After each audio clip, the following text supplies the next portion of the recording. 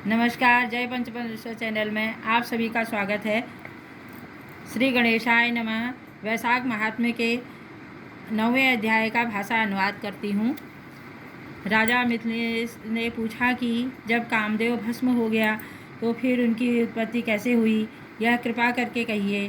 श्रुतिदेव कहने लगे कि यह कथा स्वामी कार्तिक के जन्म की है, जो यश और पुण्य देने वाली है। जब महादेव ने कामदेव को जला दिया तो उसकी स्त्री रति अपने पति को भस्म हुआ देखकर शोक से मूर्छित हो गई। जब 2 घड़ी के पश्चात उनकी मूर्छा समाप्त हो गई तो अत्यंत विलाप करने लगी, जिससे सारा तपोवन दुखमय हो गया। अब रति ने चिता में जलकर शरीर त्यागने का विचार किया और अपने पति मित्र वसंत को पति की अंतिम क्रिया करने को बुलाया। जब तक वह चिता बना रही थी कि वसंत भी वहां आ गया। वह रति को देखकर अत्यंत दुखी हो रति को समझाने लगा और कहने लगा कि आत्मघात करना उचित नहीं तथा धर्म के विपरीत है। जब वसंत ने उसके शरीर त्यागने का विचार दृढ़ देखा तो नदी के किनारे पर चिता बनाई और रति गंगा का स्नान कर सब इंद्रियों को रोक और मन को आत्मा में लीन करके चिता में चढ़ने को तैयार हो गई। उसी समय आकाशवाणी हुई कि हे पति प्रेमा, तुम चिता में प्रवेश मत करो। तुम्हारा पति महादेव और कृष्ण भगवान के से उत्पन्न है। इस प्रकार क्रम से 2 जन्म होंगे। तब दूसरे जन्म में श्री कृष्ण रुक्मणी के गर्भ से प्रद्युम्न रूप में उत्पन्न होगा। तू ब्रह्मा के श्राप से शंकर नाम संवर नामक राक्षस के घर में निवास करेगी। वही तेरा पति प्रद्युम्न तुमको प्राप्त होगा। इतना कहकर आकाशवाणी समाप्त हो गई और जब रति के आकाशवाणी सुनी तो उसके चिता में प्रवेश नहीं किया। फिर उसके कार्य की सिद्धि के लिए श्री शिवजी ने कामदेव को भस्म कर दिया। उन सब देवताओं ने बृहस्पति, इंद्र और अग्नि को आगे करके रति को वरदान दिया कि अब से तेरा पति अनग्न कहलाएगा और अंग वाले ही तरह मरा हुआ भी दिखाई देगा। और फिर कहने लगी कि पूर्व काल में तेरा पति सुंदर नाम का राजा था। उस जन्म में भी तुम इनकी पत्नी थी, परंतु रज शंकर कारणी होने के कारण तुम्हारी यह दशा हुई है। अब वैशाख मास में मंदाकिनी नाम की नदी में स्नान करके मधुसूदन भगवान का पूजन करो। इसकी दिव्य कथा और सुनने और शयन नामक व्रत करने से तुम्हारा पति अवश्य ही तुमको मिल जाएगा।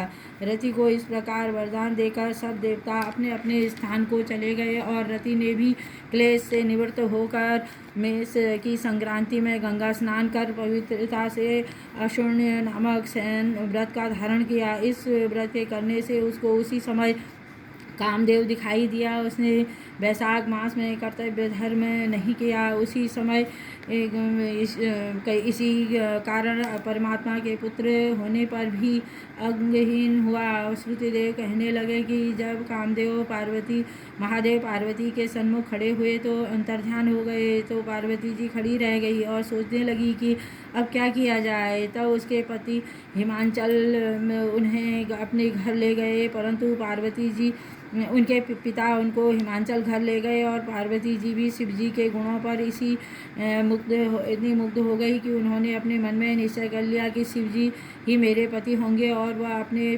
पिता माता को समझाने पर भी नहीं विचार कर पाई कि शिव जी की मूर्ति को अपने मन में धारण करके गंगा तट पर आकर घोर तपस्या करने लगी।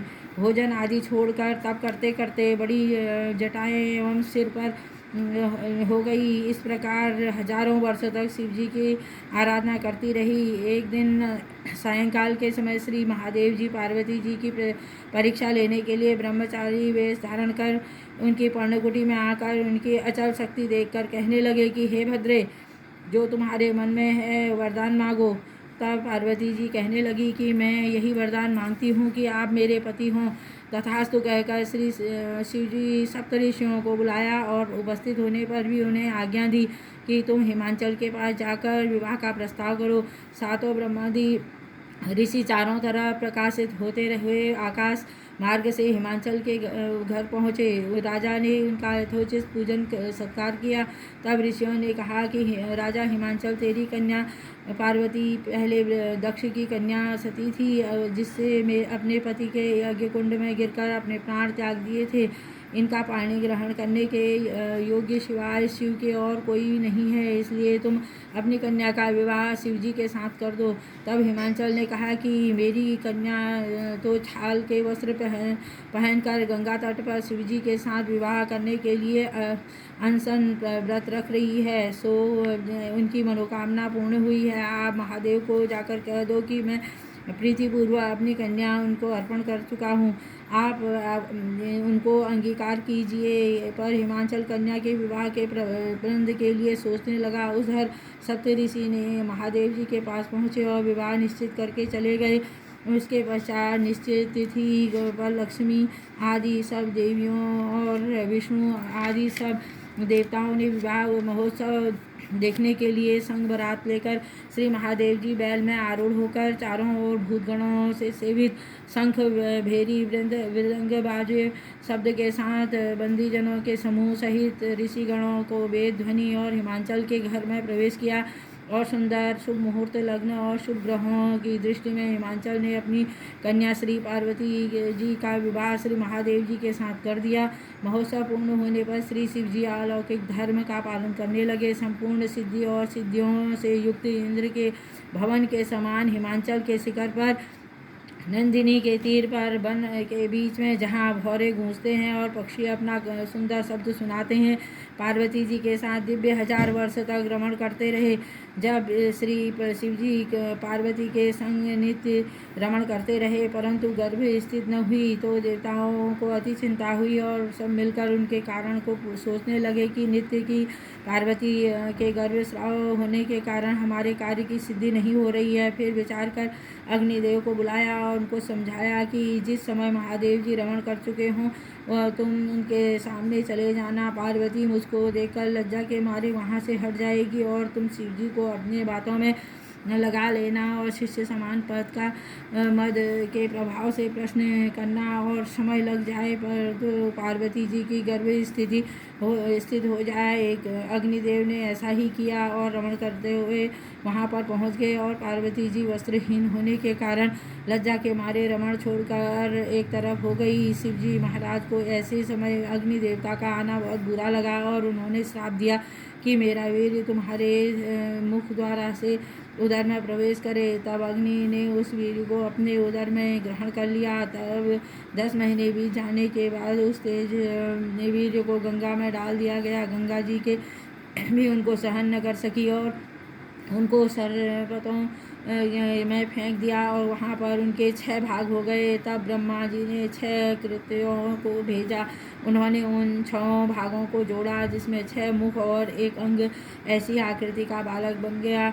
वह बहुत दिनों तक उस सरकंडों में ही पड़ा रहा। एक दिन श्री महादेव जी और पार्वती जी बैल पर चढ़े जा रहे थे और सहसा पार्वती जी के स्तन से दूध धारा बहने लगी।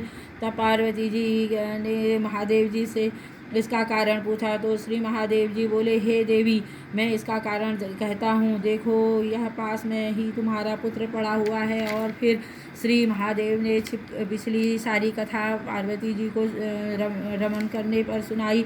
अग्निदेव के आने पर तेजवीर का अग्नि द्वारा ग्रहण किए जाने पर गंगा में फेंकना और उन सरकंडों के जाने पर तथा कृत्या के आकर इन 6 भागों में जोड़ने की इस कथा को पार्वती जी को सुनाई और कहा कि उसी को देखकर तुम्हारे स्तनों से दूध आ गया है क्योंकि वह तुम्हारा ही पुत्र है। महादेव जी की बात सुनकर पार्वती जी उस बालक को उठा लाई तथा अपनी गोद में बैठाकर उनको अपने स्तनों का दूध पिलाकर कहने लगी। इस प्रकार पार्वती जी पुत्र स्नेह में मुग्ध होकर उनको कैलाश में ले गई और उनका पालन पोषण करने लगी। श्रुतिदेव कहने लगे कि राजन, यह कुमार के जन्म की कथा मैंने तुमसे कही है। इसको फिर जो कोई श्रद्धापूर्वक पढ़ता है, सुनता है, उसके पुत्र पौत्र आदि की वृद्धि होती है, इससे कोई संदेह नहीं है।